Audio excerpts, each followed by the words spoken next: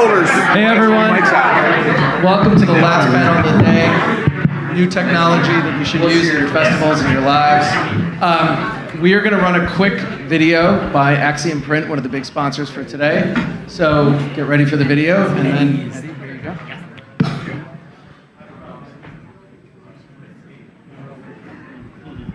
Okay, so we got an extra one. They've got one. You guys have a mic?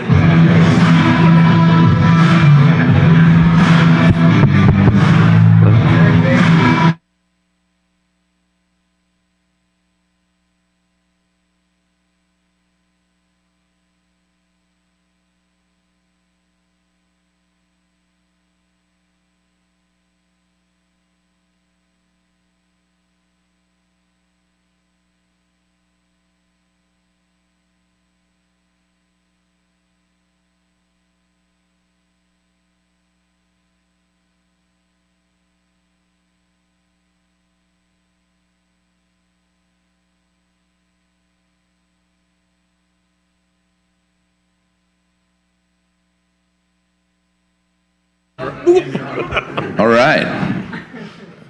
That was a high energy promo. That was great. A couple of quick housekeeping announcements. By the way, welcome to the Jazz Up Your Festival with Technology panel.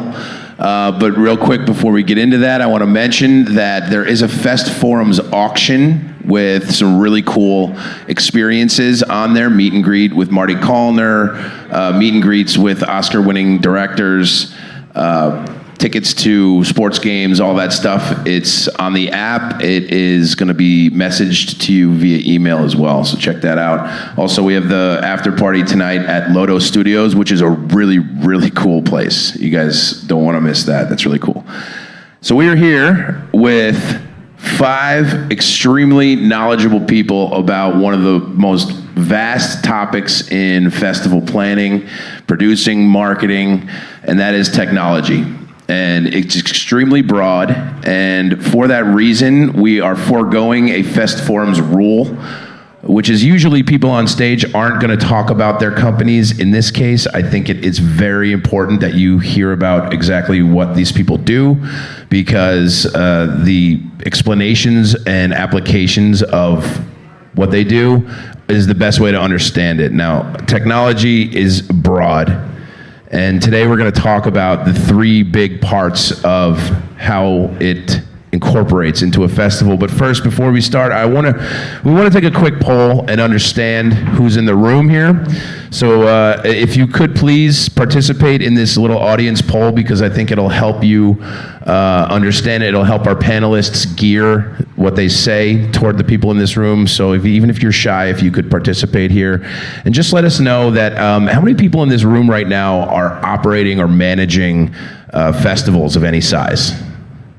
That's a lot. Okay, that's why you're here.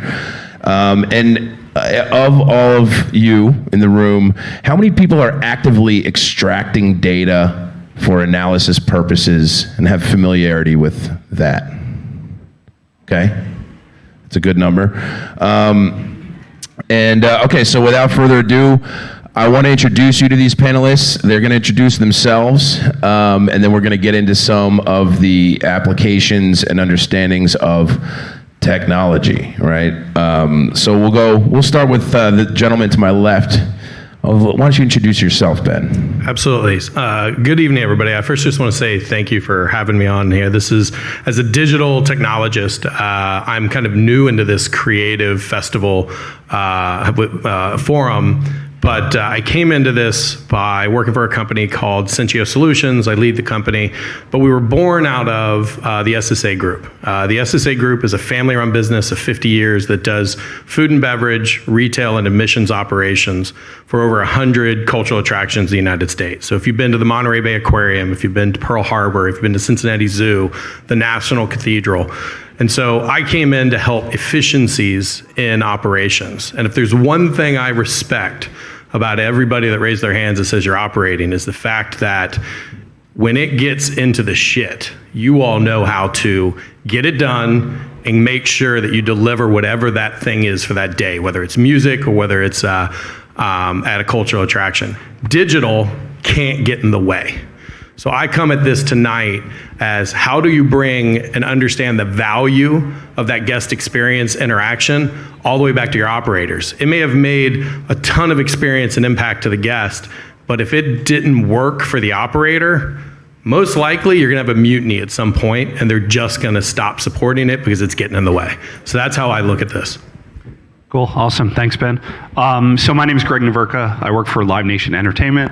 I think a bit different than most of the folks on this panel. I work for a large concert promoter, right, and a festival producer. I don't work for a technology company. That being said, and part of my role in brand partnerships at Live Nation, what I do is work with technology companies that want to partner with us, and it's twofold. That's from consumer-facing marketing, but also beyond that, how do we find real-world applications for technology partners across our ecosystem and across our all of our festivals that we work on both here in the U.S. and abroad. So yeah, glad to be here, and thanks everyone for listening. Hey guys, my name is Ira Akers. I'm co-founder of Q Audio, and we work heavily within pro sports and collegiate athletics. We were the guys that were doing the live stream. When you scan the QR code, you go live up on the video board. We have a synchronized light show that we do with a lot of teams, and we've had really good success in sports, and we want to bring that same kind of fan engagement into the festival world.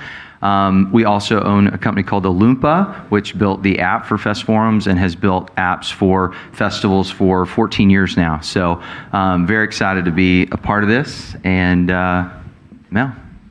Thanks, Ira. Hey, everybody. My name is Mell Leis. I work with a company called Tappit.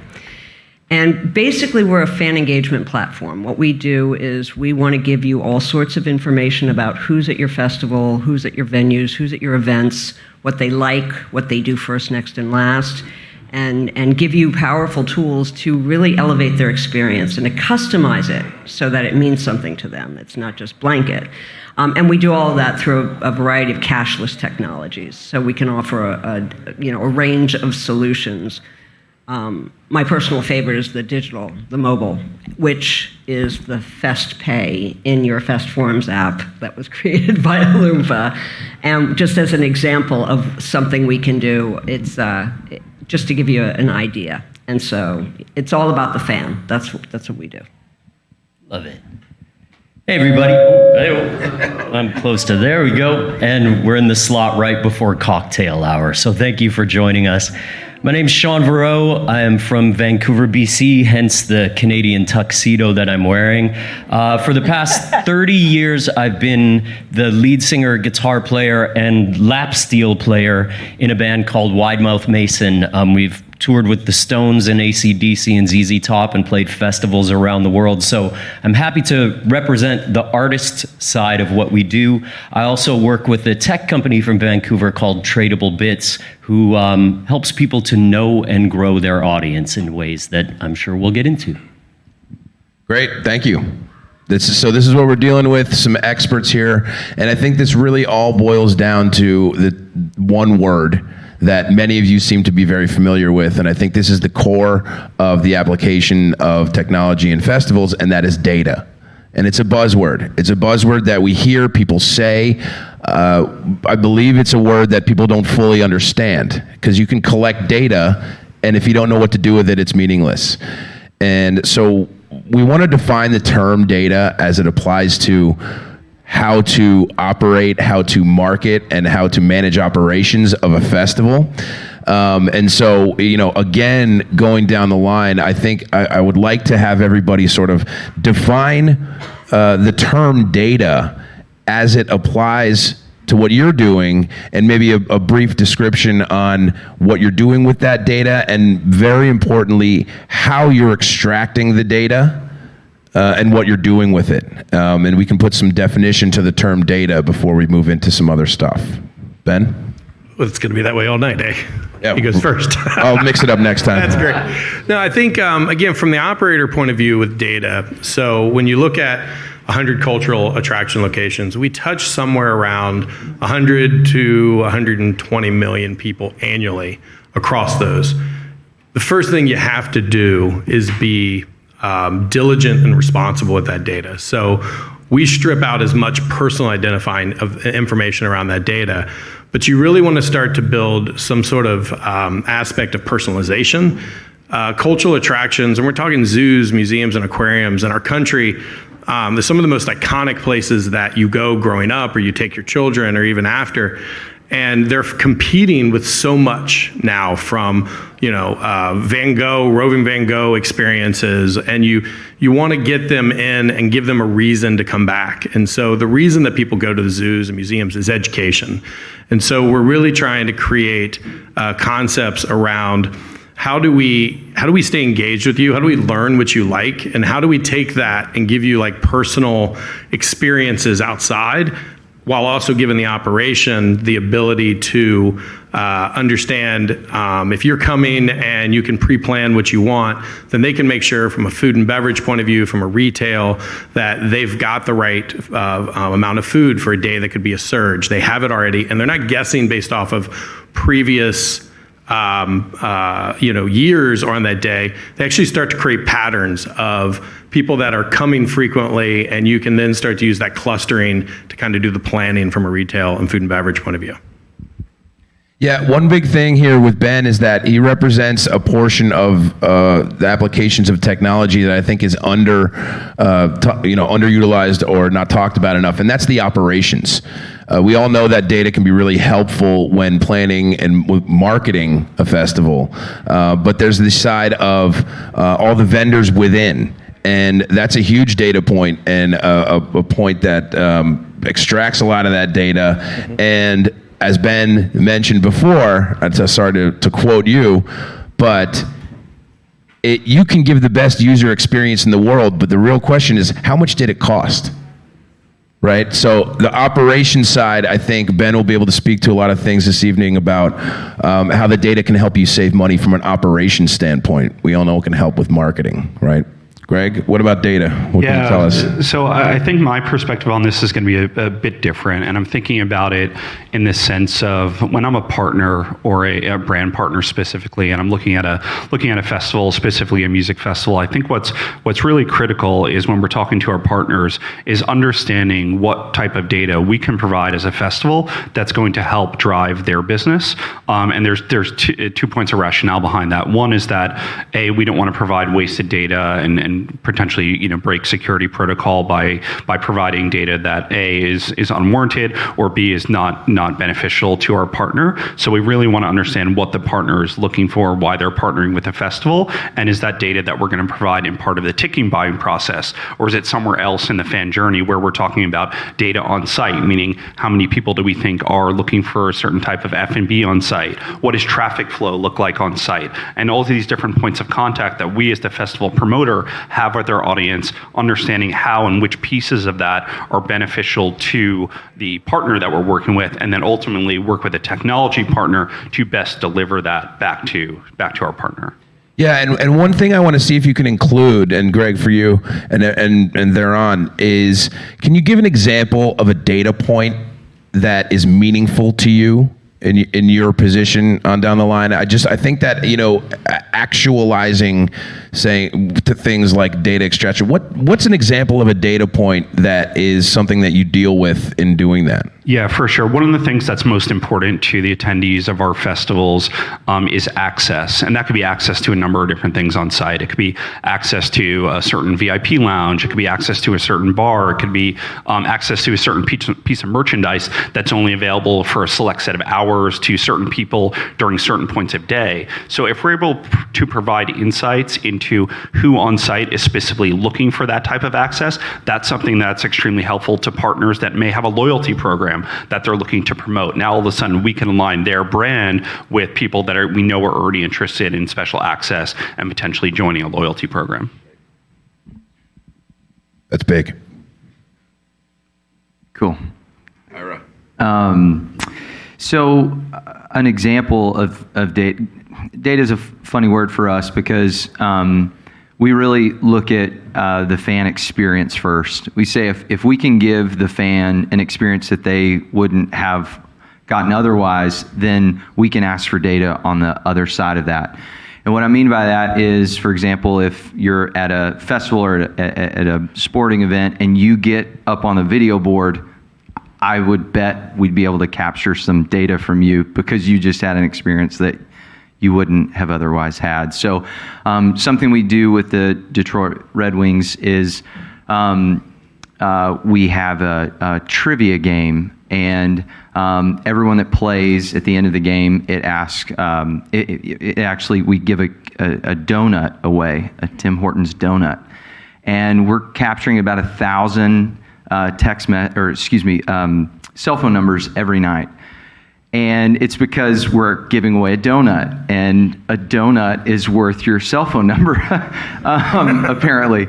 And so that's always great, right? Because cell phone number, you're gonna open that cell phone, that text message. So we also ran it incorporating just an email, and it was optional. You actually didn't have to give your email address, and we saw 86% of people gave their email. So if you give the fan an experience that they weren't going to get otherwise, you can ask for data. But if you ask for data without giving that experience, we're starting to get pretty smart about it, right? It's like, no, you're just trying to get data, and it actually backfires on you. So what we say, I'm a pretty pessimistic guy at an event, and so we only build tech that I would use, and so it's got to be, and it's got to create a really good experience for the fan. That's the number one key for us. Show of hands in here, who would give up their cell phone number right now for a free donut? That's a good percentage right there. That's about the percentage of the Red Wings. Mel, what can you tell us here about data, specific examples? Because you come from a very data-heavy company. Mel is a veteran in this field, and so. Well, it's interesting because the data is only as good as what you do with it, right? And so much, like Ira just said, everything we focus on is fan engagement. It's elevating the experience. So what we're doing is we are following your fans from start to finish. What time do they get there? What do they do first, next, and last? What do they like? How much are they spending? What are they buying? How often? Do they leave early? And we're providing that to you. So we give that back to you. So what that can do is, let's say, one of our clients, one of our festival clients, they always had that last minute rush to the gate, right? And then it causes lines, and it puts stress on the staff. And so what we did was we helped them. We created an offer for everybody to join them for their happy hour, from like 4 to 6. So instead of everybody slamming the door at 6 o'clock for a 7 o'clock start, people started trickling in a couple hours early. And their sponsor, which was Modelo, offered the beer. Have a beer on our sponsor, Modelo. So Modelo won out because now they're getting actual, real estate in the app. And folks are just coming in a couple hours early, and it was so smooth. And so it's the data that we collect that we just hand back to you and say, okay, how are we going to look at this so you understand who's doing what? If there's somebody who comes to, if you're a multiple day festival, are they coming to all 3 days? If they're not, why don't you invite them back? Make sure you're inviting them. Is it a multiple city festival, right? Are they coming to more than one city? Reward them if they're coming and seeing, your show across 3 different cities. We have the good fortune of launching with Rolling Loud next month in LA, and one of the things I know we're talking with them about doing is inviting fans to join us again in November in Miami. And really paying attention and building that loyalty. So it's the data that we collect. We turn it back to you, and then we want to kind of look at it in the most meaningful way so that it makes sense to your specific event and how we can help you increase the loyalty, increase the repeat attendance, increase spend, increase by incentivizing folks in certain ways, working closely with your sponsors, making sure it makes sense, and making sure they walk away feeling seen. So it's not a blanket offer across an event, right? It's not like everybody gets a Budweiser. Well, I don't drink Budweiser. But if you're paying attention, I drink my own weight in Pellegrino. And so you send me an offer for a Pellegrino, and I feel like, oh, wow, they're paying attention. Right? And that matters. Right? And so customizing experiences based on what they truly like, how they truly behave. And we just help you do all that. So that's the data we collect and how we like to help you guys use it. Fascinating to hear on the operational side. What we do at Tradable Bits is similar on the marketing end, on understanding and owning your relationship with your fan base. I know the dreaded D word we keep hearing can conjure images of like the end of Raiders of the Lost Ark, where there's this massive warehouse of, well, this is over there in section G, like in a Costco or something, but what now? So, I mean, I think it's data for us is a conversation starter and an opportunity to learn more. So if I walked out and went, I'm with Tradable Bits, we're a SaaS platform, the subscription is going to cost you this much, we're going to do exactly what we do with Colors Worldwide and AEG, and with Danny Wimmer Presents with You, we're going to set you up with SMS, we're going to set you up with emails, so when are we going to sign? You'd be like, or fuck off. That's like, we haven't, versus, hi, I'm Shaun, nice to meet you. What brought you to FestForums today? How can I understand more about what your business is? How can you take ownership of your relationship with your audience? Speaking as an artist, I can go on social media and see how many followers I have, but I don't know how many fans I have. And if Elon buys the platform that I'm communicating with them on and they defect because they don't like them, I don't have a way to reach them anymore. I don't own that relationship. I'm renting it. It's being held ransom from me. So if you own that relationship with them, and then you understand, and you can have not just marketing monologues to them, but conversations with them, like Mell said. I am a VIP ticket buyer. I've been to the last 2 of your festivals. I haven't bought a ticket for this festival yet. I would send you a very specific line fishing message about that particular experience that you've raised your hand and said, this is relevant to me. Also, I love these artists because we've done an engagement campaign where you built your dream lineup for next year's festival before it was announced. And we kept track of all the artists who they said they would love to see. These are 3 of those artists, and similar to them, let's flip the funnel upside down and go to the people who've raised a hand and said, I would love to see that festival, and start speaking to them first so they don't feel spammed. You're not throwing a net into the ocean and pulling up boots and very expensive tires as well as delicious fish. Great. Well, that's a great explanation of almost the personalization of how to extract data. And I'll keep it with you, Shaun, and we'll work backwards because I want to bring up a stat again, not to steal lines from the panelists. But Mell said something brilliant, and I'm gonna say it because it'll feel cool to say such an interesting stat, which is that 87% of people are opting in to fields of data capture, and sort of shifting in from the personalization of data extraction. Now it's the trust and security of data is opened up. The days of being afraid to share your information have dwindled a little bit because we like that personalized experience. And I want to go back in reverse, starting with Shaun, to basically ask, part A, why do you think there's been the increase in the offering of one's own data, generally speaking? And part 2, for everybody here who is either planning and producing a festival or trying to, what is 1 or 2 things one can do to increase that level of acceptance to allowing your data to be accessed? Not everybody has the resources of the Detroit Red Wings in offering a donut for everybody, right? So maybe something a little bit more grassroots, some things that people can do to get to that 87% number of people who want to provide their data. Great question. I think if you can walk into a restaurant and oh, hey, great to see you again. We have your table here that we know you like to sit at. And oh, this special that you loved last time is here. You would have a great experience in that restaurant.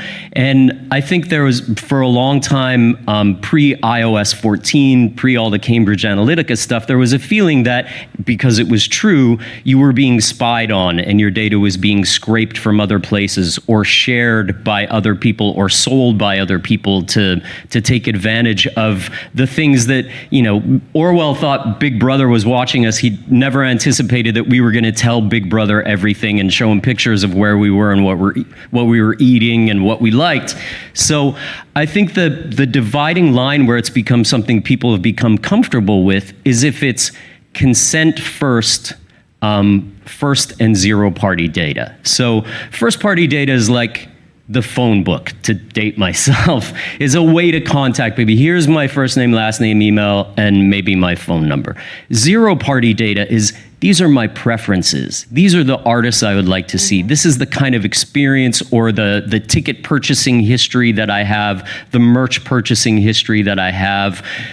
Come to me with offers that are specific to that, and I will be happier than if you spam me with stuff that indicates that you have no understanding of what my relationship with you is. I already bought a ticket. Why are you sending me an ad about a ticket that I just bought? Where you can do things by pushing ticketing data into platforms and understanding, okay, as soon as someone buys a ticket, let's automatically remove them from that marketing audience that we're pushing to all the social media platforms, to SMS platforms, so they never feel spammed. They feel heard, and if you respect that relationship with them and treat them like a patron rather than someone who you're going to spy on and market to, I think that they appreciate that and will be happy to be that 87% and up who will happily share things to have their experience tailored to their needs and their wants. Great.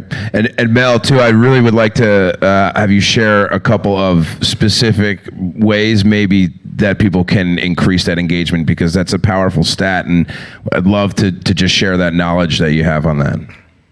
In an earlier session today, my friend Maureen said something that grabbed me, and I think it holds true for, she was speaking specifically about relationships with sponsors, but you know what? It is absolutely translated into your relationship with your fans. And she was very mindful that if it's transactional, it's not going to be a long-term result for, like a good relationship. It's just not. It's about the relationship, and so it's basically how do you build that relationship with your fans? How do you ensure that they're going to keep coming back to your event and really getting to know them in a real way? And so, I think that there are so many different ways. I mean, data is everywhere. I think that the fear of having, your data shared, it's really kind of minuscule. I mean, think about it this way. It's like you ask Siri a question, she's got your number, she knows what you're doing tomorrow, she's going to be calling to remind you, And so I think that as a society, we have become a lot more, comfortable with the fact that it's everywhere.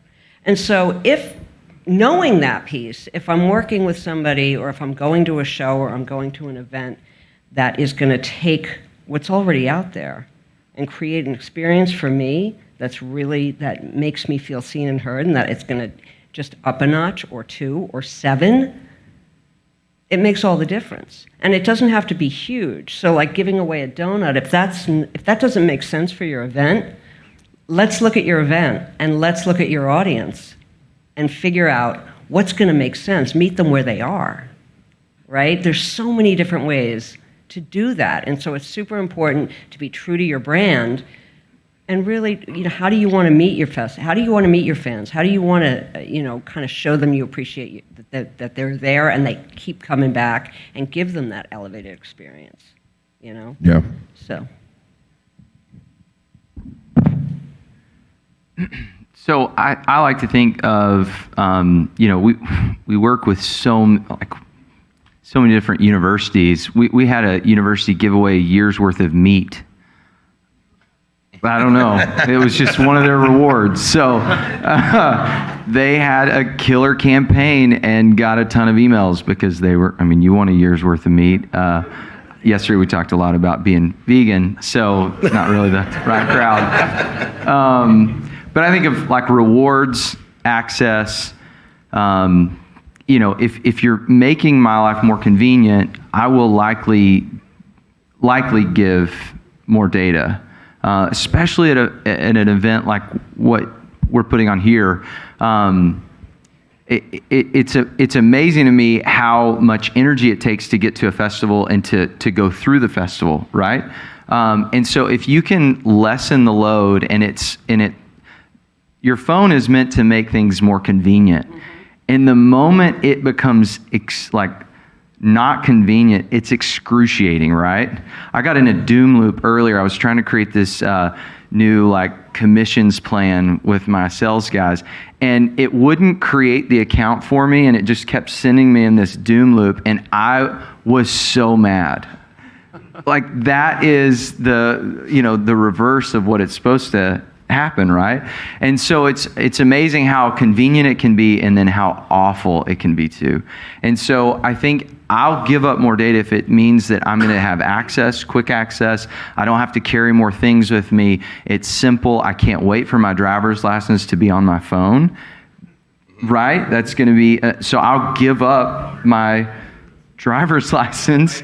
I'll put it right on my phone, right? So that's the kind of thing that I think is, if it's convenient. And so, yeah. Right. Yeah. So I think one of the things that that Mell said actually hit the nail right on the head, in the sense that the collection of data among all of us in our daily lives has been extremely normalized, over the past decade, and probably in quicker, rapid succession over the past few years, in a number of different ways, by where we go, what we keep in our pocket, what devices we use in our home. So I think the festival goer is not naive to the fact that their data is being collected. So I think ultimately then where you lead to on site or at our festivals, that there's this essentially a self-fulfilling prophecy that by collecting the data, what we're doing as festival promoters is we're taking that information and we're making our festival better for the people that we know already bought tickets, and those are likely the people that are going to buy a ticket or their friends are going to buy tickets in the coming years. So I think the data collection and how we do that is extremely important. We know that fans are already comfortable with that, so it kind of, the onus then becomes back on the operator to actually take the learnings, and then how do we implement, whether it's ourselves or with our brand partners, how do we implement those learnings and make changes on site that allow for those audiences to have a better time at the festival next year. And that's everything from changing the location of where merchandise is sold to changing points of sale, to bringing in one of the things we've done across our festivals at scale is that festival food sales looks nothing like it did at any of our festivals 10 years ago. And those are things that continue to change based on people's taste and who's actually buying a ticket. So again, kind of implementing those changes will help lead to a more detailed data collection down the line among your core set of ticket buyers, and ultimately probably larger grossing festivals over time. Yeah, that's right on. And from Ben's perspective, the operations perspective, it's a little bit different, right? When you opt in for data from an operations standpoint, right? Yeah, and I think both a couple of things. One of the things is the group that's coming to these festivals, the groups that's now the buying power. They've had a device in their hands since they were able to walk. They don't understand, sometimes to their ignorance, they don't understand what it means to give up data. They're comfortable with it. It is just a part of how they live. It's like oxygen for them to breathe. If you want to feel real old, I'm a Gen Xer. My son told me the other day he's a Gen Alpha. I didn't even know we were doing that, So we're going back the other way, and we're gonna start coming back up. So, but that's the one thing to take into consideration is everybody kind of said it, but then if you want to apply it, in the EU, that's where they've locked it down, and they have created this concept of opt-in. You can't, you legally, and you will be fined massively if you don't give a guest path to using the app. So if you want to know if your strategy is capturing that intent of someone to engage with you, try having a guest path. Because what you have to do in that way is give them a reason to give them your data. This generation, Gen Alpha, I think my son's got the attention span of half of a TikTok video. If you don't grab their attention in that 10 seconds, 15 seconds, they won't not only give you data, they'll move on from you as a brand. And that's where this generation is, that's going to concerts and engaging in events and festivals. And so you have to give them value. If they see, oh wait, I got a cool experience. When I went and saw this event, and there were these 5 artists that I had already said I liked, I got a free playlist sent to me, custom curated on Spotify after I left. All I have to do is give them my email or give them a phone number. That's value, and they will engage in. So I think from the operator side, and I'm just gonna sum up on that. We were talking earlier about what data points are important. Per cap is always something that we think of, and how do you make sure you protect your profits? Having a lot of outdoor locations, I know a lot of festivals are, weather these days is nuts, and it's just, whether we're in a cycle or we're not in a cycle, and you're staying off of environmental, what you think about it, the realities are, last year was a massive heat dome. And if you're in a festival, are you going to a festival or are you going to the beach? And so one of the things that you want to try and do is make sure that you have products that you're using data outside of just your sphere. Bring in other layers of data, bring in weather data, bring in other events that are in that area that you may be able to cater to, and have products that are weather ready. I think the F1 in Miami, that is Miami in June. That sounds amazing from a temperature point of view. And so you've got to plan your procurement. What are you buying? What are you having? You got to make sure, and sometimes it's, very seasoned operators.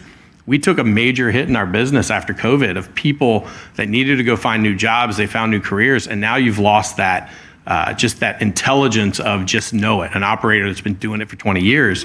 So you got to start using data to fill those holes of what people that now are coming back into the industry, they're new or they're much younger in their years of experience in it, and fill in the gaps on how do you prepare. So that's on the operator side. Can I add a piece on that? Last summer, 50% of the festivals my band tried to go play got canceled or postponed because of weather events, whether it was hurricanes, tornadoes, flash floods. There's already enough variables in the world for you to contend with that you need to place your wager and hedge your bets and use consent-centric insider information to make sure you're speaking to people who it's of interest to. And then beyond that, if you have consent from them to send them a text message, I was on stage at the Ottawa Blues Fest sound checking. They went, everyone leave, tornado clouds, everyone off the stage. How are we going to get the audience not to come here? If you have them subscribed as text message subscribers, you can send them a message. Don't come to the stage yet. We're going to let you know when you're okay to come here, so you can use the data in that way. Yeah, I think just to point out, everybody in here and everybody everywhere has access to Google Analytics. Right, that's the baseline. I think what you guys are talking about is opening up, realizing that data is accessible to everybody. Google Analytics is standard.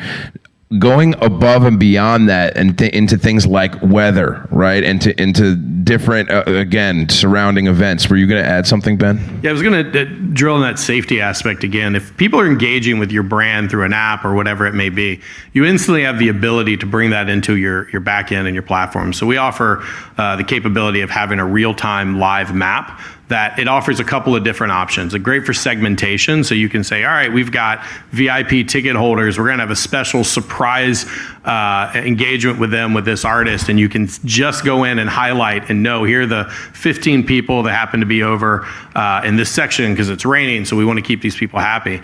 But then from safety, and I, for anybody here from Kansas City, my heart goes out to you, but these are real things that we have to deal with. And if you can not just have sheer pandemonium, now, again, you're hoping that somebody sees their phone, but if you've learned about it and it's a large event, so it hasn't started to reciprocate across, the entire flock, if you will, you can send a targeted message to one half and say, everybody here go to this, and you change your sign and you put a digital sign that says, go to section A, or you go to section B, and you are actively moving people away as, the security and the police or whatever it may be are engaging and keeping your people safe. but also maybe just getting ahead. Maybe it's just a drunk fight and you want to just keep people away from it. Just stay away from this while we get this taken care of. These are the realities of how to use data from the operations side today. And I think that's a really critical point because, again, you might be thinking the technology applying to marketing and promotions.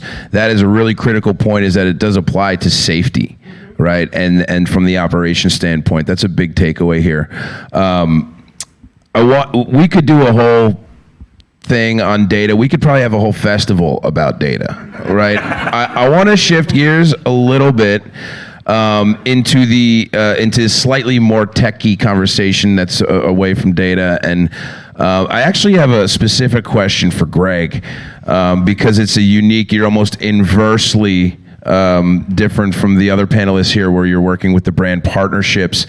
And this is an exciting question. This is a fun question where I want to see if we can learn about or tell about some of the really new cutting edge technologies that brands are using and implementing, a la the Sphere, right? A la these activations that are just mind blowing. We have sound chairs upstairs where you put on headsets, the sort of the AR, VR aspects. Anything like that coming up that could be cool to share? Yeah, definitely. Yeah, great question. I think there's a couple of things that come to mind, and they're directly related to brand partnerships that we've had and programs that we've executed at actually a large swath of festivals. The first one that comes to mind, and maybe a bit kind of not necessarily antiquated, but probably took a bit of a dip, is the use of NFTs over this past festival season compared to the two prior to that when NFTs were really hot.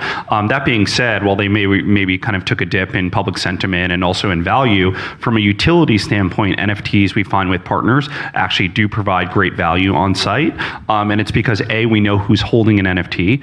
From a partner company, be it a Coinbase or other partners that we worked with, we're able to drop the NFTs into certain attendees' wallets, and depending on how they engage with us as a festival promoter and how they engage with Coinbase, there's different NFTs that land in different people's wallets, and then those NFTs directly translate to different points of access and entry to loyalty programs in the physical site at a festival. So that provides certain benefits by holding an NFT. A collection of them provides ancillary benefits when you go to multiple festivals. So NFT technology has actually been pretty exciting to work with. Past the kind of stunt phase of just saying this is a collectible, which also there's some value in that, but actually adding utility to the NFT has been something that's been definitely beneficial.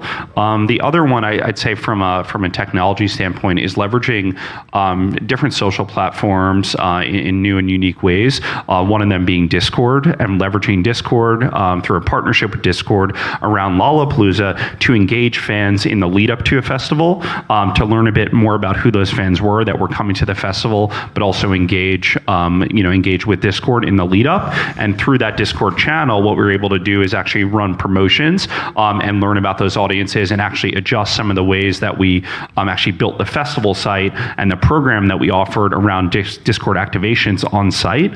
And we created meetups for the people that leverage Discord. So essentially using a technology, using an emerging social platform to better enhance back to the enhancement of the on-site experience for fans. That's great. That's Discord and NFTs. That's two very important takeaways from that. I actually want to roll with that question for a minute because I know, Shaun, what I really want to get at here is like the cutting edge, the new, the thing, because tech is all about the advancement, right? And so, here to share some of where it's going, looking ahead, some of the very cool new applications, anything like that in your world? Oh, Ira, sorry. It's okay. I have a different order here. Come on. I just have to say connectivity is the biggest thing that we're seeing. 5G is changing the game for us. We have a synchronized light show. We had to create our own networks. It's an acoustic modem that sends data through sound. So essentially, you could turn your phone on airplane mode and play a song, and everyone's phones would synchronize with the music and light up. So if you've seen the Eagles did it, he was mad. He's a Dolphins fan. It took over my phone. I'm a Miami Dolphins fan. All of a sudden, I've got Eagles music playing on my phone. I was pissed off. But it was very cool. Very, very cool. So that's great. You're welcome. So something that we've always wanted to do was live stream people's cell phones reactions onto the video board. How cool is that, right? You turn now 20,000 people into camera operators. The problem is connectivity. You couldn't do that, right? There's no way that you could live stream that many people. Well, now you can. So I was at SoFi Stadium. We were running kind of a beta test with the Chargers, and I was actually on SoFi's Wi-Fi, and I was running this. I scanned our QR code. The house was about half full, and it was choppy. And I was like, I'm on SoFi Stadium's Wi-Fi, right? Like SoFi, right? It's supposed to be unbelievable. It's the most expensive stadium built. Turn off Wi-Fi and get on 5G, and it's crystal clear, like live stream onto the board. And I couldn't believe it. I was like, all right, we made it. We've arrived. Like, we don't have to build our own network. Like, 5G is here. And so what that means for our app and app downloads on site is crazy. We're seeing so many more people. COVID was awful for live events. I mean, awful. We all understand that. It was amazing for QR codes. Right? You couldn't eat if you didn't know how to scan a QR code. Right? So like a lot of the more experienced demographics, right? They know how to scan a QR code. So we're seeing our activation numbers go through the roof because of people knowing how to scan a QR code, and because connectivity, it's there. So That's all great. We have time-sensitive announcement from the organizers. If you drive a Ford Focus license plate 5 RLD 757, there's been an incident with your vehicle. We need you to please step outside right now. It's time-sensitive. Thank you so much. That's 5 RLD 757, a white Ford Focus. Thank you. See, if we had technology, if we had your data, we could send you a message. Yeah, there you go. There you go. There's so much more here, but I really want to get to audience questions. Does anybody have any questions at this point? You, sir. Yeah, you, with the great hair. You can just shout it out. Yeah, my name is Shaun. Very hireable. I think I've heard a lot today about data analytics.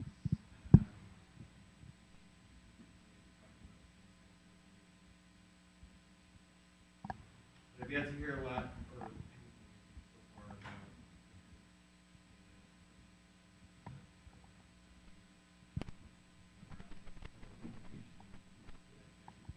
Yeah. phone or Sure. on the browser, and I think just how is that changing what you all do?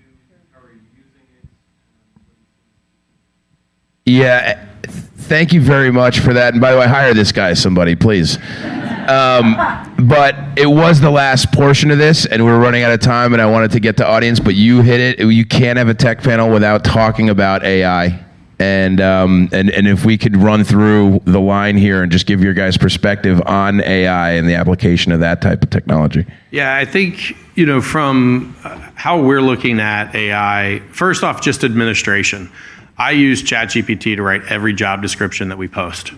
I'm an engineer. I am not a grammar, person, but I can give it the 4 or 5, and I've created my own company inside ChatGPT. So it knows what we do. It knows our strategy. Also, if you don't want to put your data into ChatGPT, and I encourage everybody to read what you're doing. You put your data in there, it is training the model.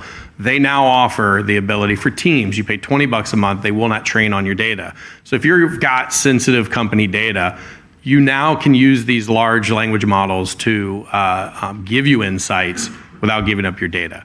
Because we're running out of time, I just go over a couple of extra.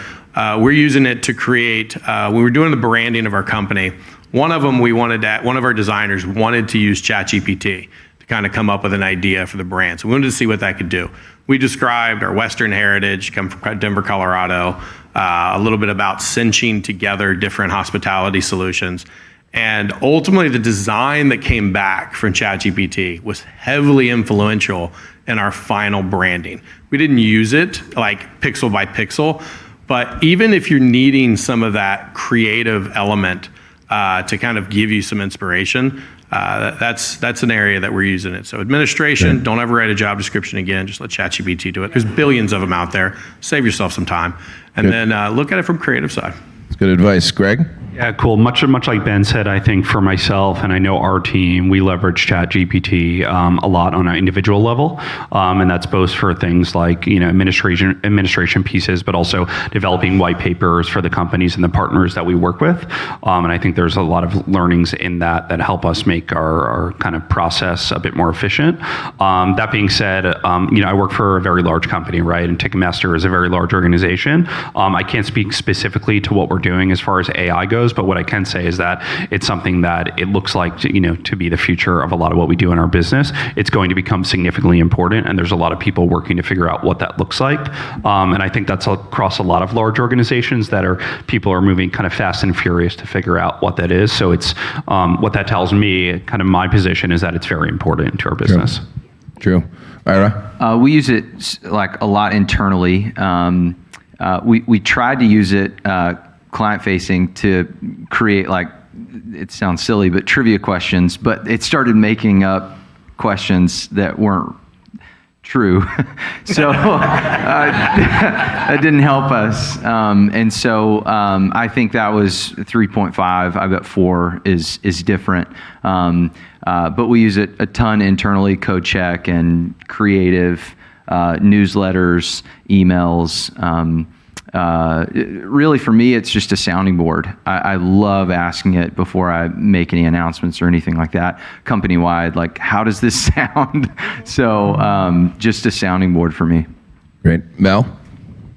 I think that what Greg said is really important. I think that we're just beginning to understand the different applications and how we can use this and just how big it can get, right? I don't think it's as new as we think it is. I mean, anytime you've had a Spotify recommended, playlist, that's AI.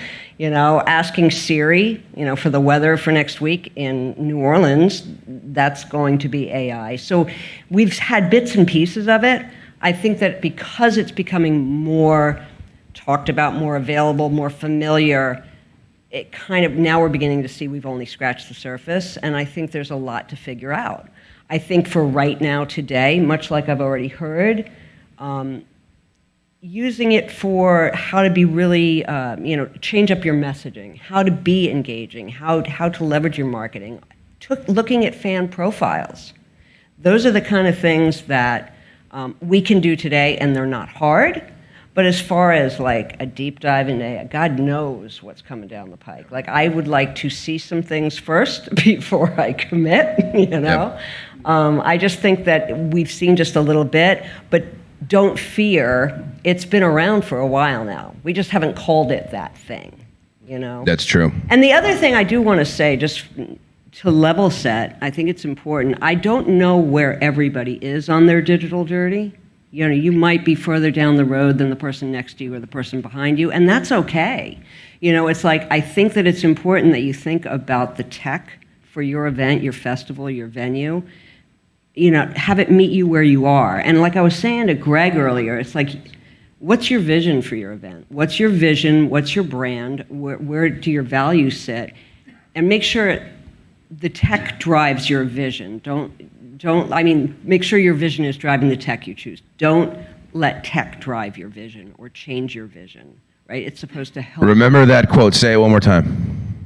Make sure you have your brand driving the tech that you choose for your event and not the tech driving your brand.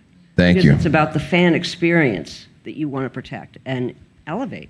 We're 2 minutes over. Shaun, last word here. Last word, I would just say we're already cyborgs. When you're settling up the festival, do you do the math in your head or do you use a calculator? If I want to tune my guitar faster, I can tune it manually, but I use an electronic tuner. But I agree with Mel that there are all these amazing tools, but you can still, in fact, you need to be the authentic voice at the heart of it going, this is a viable thing, but this is not the voice of our festival. This is not the brand of our communication with our fans. So you will always be the pilot at the soul of it, and you can use it to summarize things, to predict things, to pull data out of vast data sets to be relevant, but use it as it serves you to amplify your relationship with your fans, not to become your relationship with your fans. Thank you. And one last burning word from Ben. Real quick, just kind of a funny little anecdote about this. So I was looking before I came at everybody's profiles here speaking on the panel, and I saw the one that I sent afterwards, and they were very brief. They were very concise. We were asked to do our profile, and I'm by trade a software engineer, and so I'm like, okay.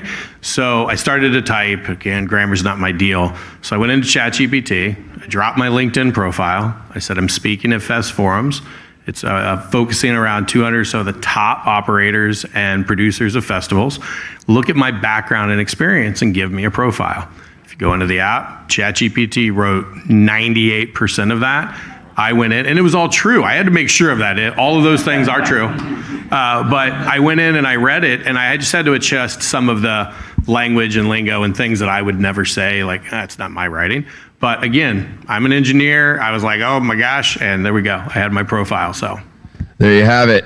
Thank you all for being here with us. Thank you all the panelists here. And enjoy the cocktail party, everybody. Thank you very, very much for another good day here at FestForums. Don't